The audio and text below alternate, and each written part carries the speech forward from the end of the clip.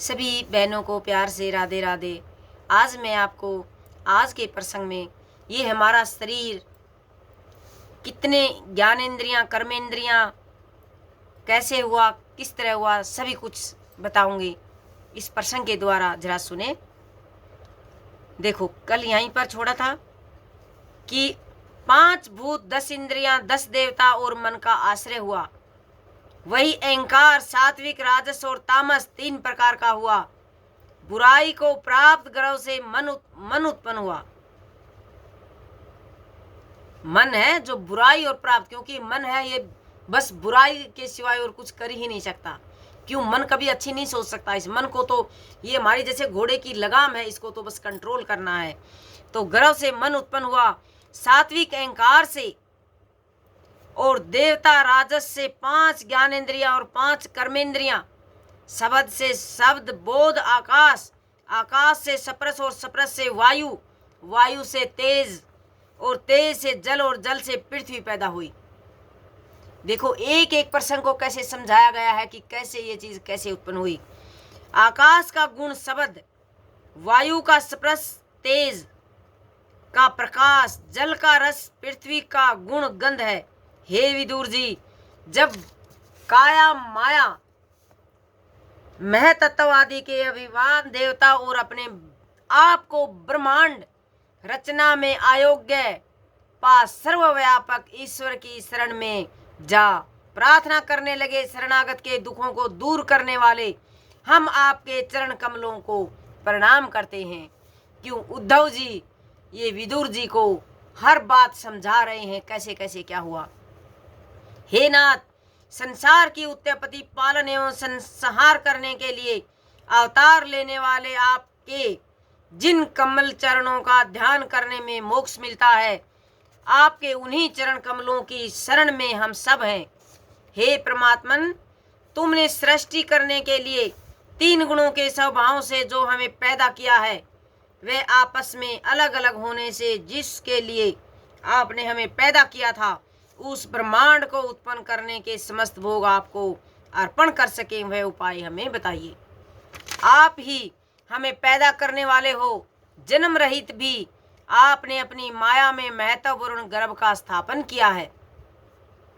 हम आपका कौन सा काम करें, यह हमें कृपया करके कहिए तथा हमें ज्ञान दृष्टि दीजिए। मैत्रेय मुनि ने आगे क्या कहा। हे विदुर, अपनी शक्तियों को सृष्टि रचना में असमर्थ अपनी काया शक्ति को ग्रहण कर तथा 23 तत्वों के झुंड में अंतर्यामी रूप में प्रवेश करने से पहले क्रिया शक्ति को प्रकट किया। उस शक्ति से अलग अलग तत्वों को एक जगह जोड़ दिया। उन तत्वों के समूह ने अपने अपने अंशों में विराट शरीर पैदा किया। वही विराट पुरुष संसार का निर्माण करने वाले तत्वों का गर्भ रूप था। क्रिया, ज्ञान क्रिया, भोगादि शक्तियों से पूर्ण था।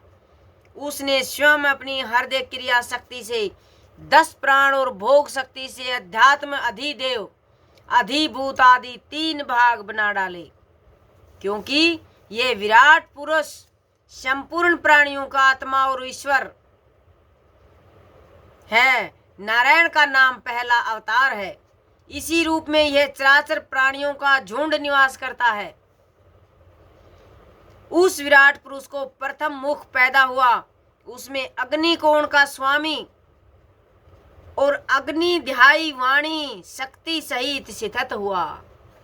अरे वाह प्रभु, जिसे यह पुरुष शब्द का उच्चारण करता है, मुख के बाद तालु उत्पन्न हुआ जो अंदर होता है, उसमें वरुण देवता विराजमान है। जीव रूपी शक्ति सहित स्थान पा गए। उस जीव में प्राणी प्रेम का स्वाद आता है। वाणी बोलते हैं तो उसमें मिठास। उसके बाद नाक के 2 छेद पैदा हुए, उनमें दोनों अश्विनी कुमार ने सूंघने की शक्ति के सहित स्थान पाया।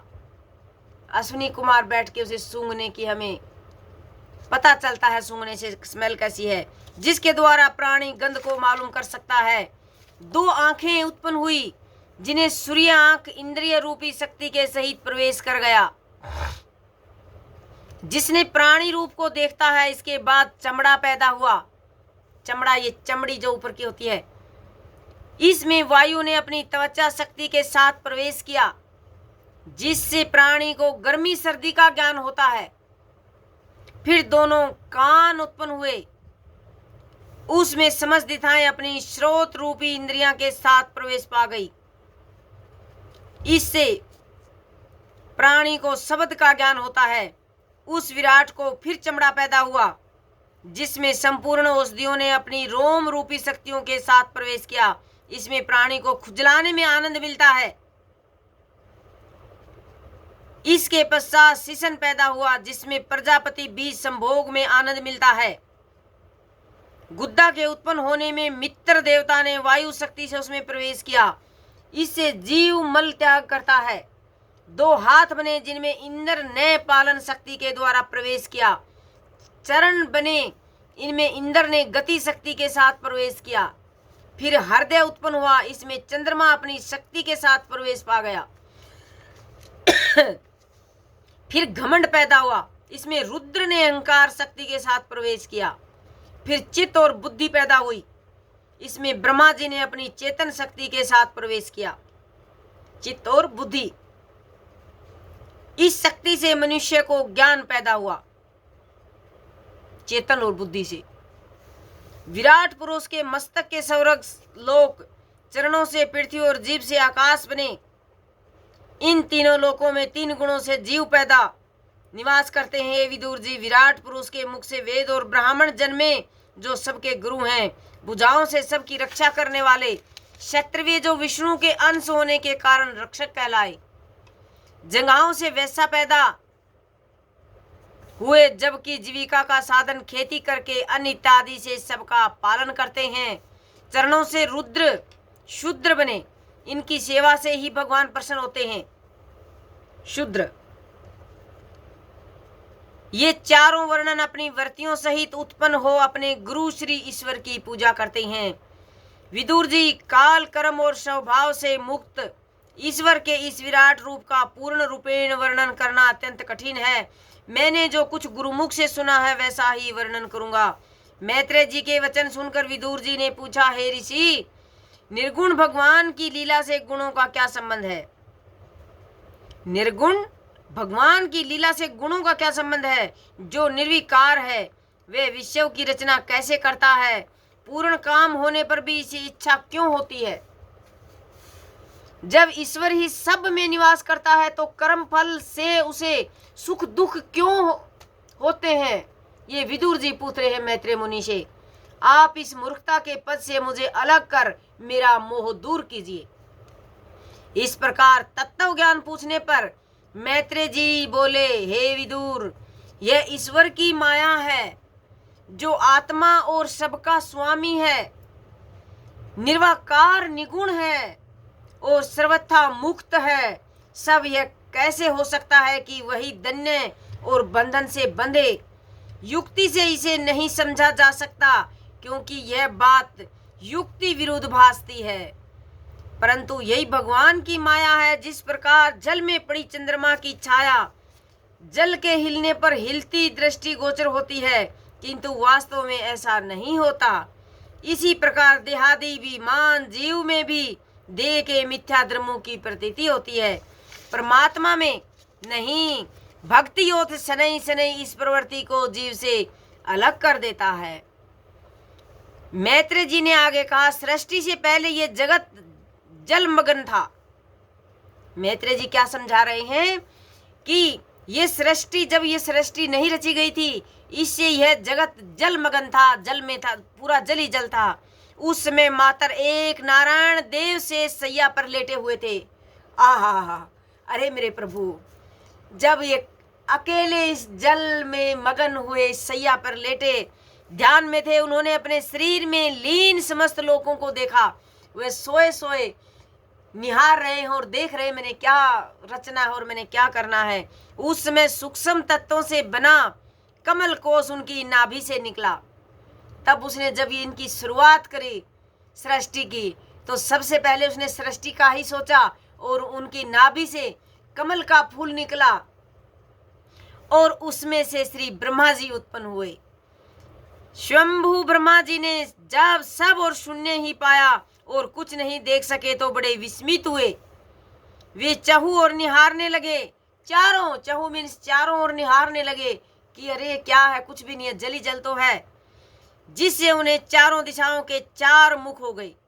जैसे ही उन्होंने चारों तरफ लगाया तो ब्रह्मा के चार मुख है ना, तो उसके चार मुख हो गई। क्योंकि ये लीला किसकी थी? ये लीला मेरे प्रभु नारायण की थी।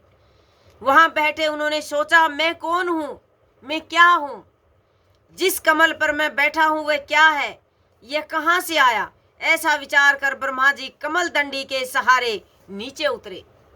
क्योंकि उसको तो कुछ दिखाई नहीं दे रहा था, कुछ पता नहीं था, वे सोचने लगे। ब्रह्मा जी के बहुत तलाश करने पर भी उन्हें कमल की उत्ते-पुती स्थान नहीं मिला, तो निराश होकर वापिस कमलासन पर आज समाधि स्थित हो गए। तब उन्हें ज्ञान प्राप्त हुआ। ब्रह्मा जी को जल में शेष सैया पर एक विराट पुरुष लेटा दिखाई दिया। उसकी नाभि से कमल निकला था। उस विराट का दर्शन करने से उन्हें 5 तत्वों का ज्ञान हुआ। ब्रह्मा को उन 5 तत्वों को देखकर ब्रह्मा जी ने सोचा, यही सृष्टि के कारण है, और सृष्टि रचने के लिए भगवान से प्रार्थना करने लगे।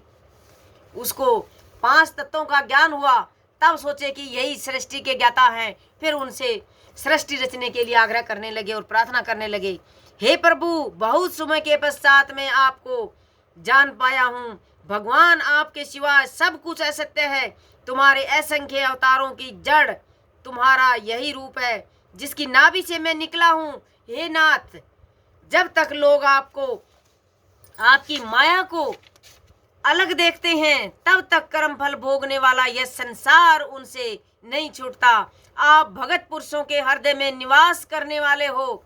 हे परमात्मन, आप एक हैं और घट घट में विराजते हो।